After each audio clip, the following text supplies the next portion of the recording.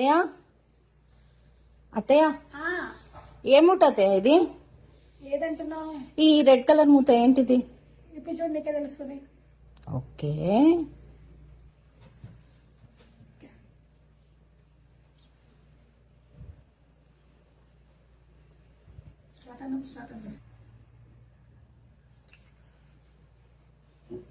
Wow అత్తయ్య మొలకలు. మేము ఇంకా ఇవే బాక్స్ తీసుకొద్దాం అనుకుంటున్నాం. మీరు మొలకలు చేస్తారా?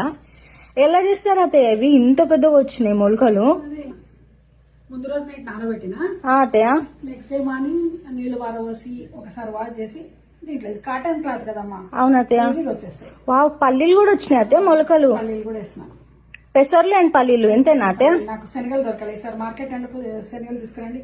వావ్, అసలు నిజంగా అయితే అసలు నేనే ఈయన బ్రేక్ఫాస్ట్ కోసం అని చెప్పి బయటికి వెళ్ళినప్పుడు స్ప్రౌట్స్ బాక్స్ తెచ్చుకుందామని అనుకునే, ఈ లోపే మీరు మస్తు చేసేసిండ్రు. ఎలా తినాలి అత్తయ్య ఇప్పుడు ఈ మొలకలు? ఇప్పుడు ఇవి ఇట్లా వేసుకో, బౌల్లో వేసుకొని, అంటే మనకి ఇష్టం ఉంటే ఉప్పు వేసుకోవచ్చు, ఓకే, లేదంటే ఉప్పు కూడా అక్కర్లేదు. కంప్లీట్లీ ఆప్షనల్ అంటారా ఉప్పు? ఆప్షనలే. ఓకే, ఏం చేస్తా అంటే దీని మీద కొంచెం మిరియాల పొడి, లైట్ గా సాల్ట్ వేసుకొని ఒక నిమ్మకాయ పక్కకు పెట్టుకుంటా. ఓ అందుకేనా ఇవి ఇక్కడ ఉన్నాయి, నేను ఎందుకు అనుకుంటున్నా. కాసింత మిరియాల పొడి, వాడు టేస్ట్ తగ్గట్టు నేను కొంచెం వేసిన అంతే. ఓకేనా? ఓకే అత్తయ్య, కొంచెం light salt. Light salt, okay. అంతే. నిమ్మకాయ ఆప్షనల్ అత్తయ్య, లేదంటే కంపల్సరీ అన్నట్టు ఓకే, తినాలనిపిస్తే. ఓకే, మన ఫ్లేవర్ కోసం. అంతే, ఒక స్పూన్ వేసి వాడికి ఇచ్చేయడమే. అండి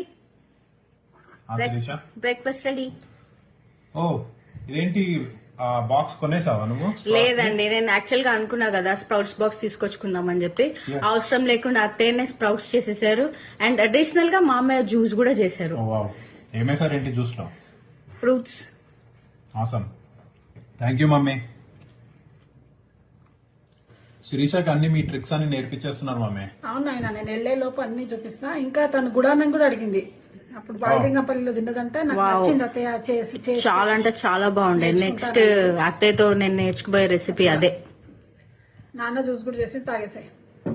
బాగుంది.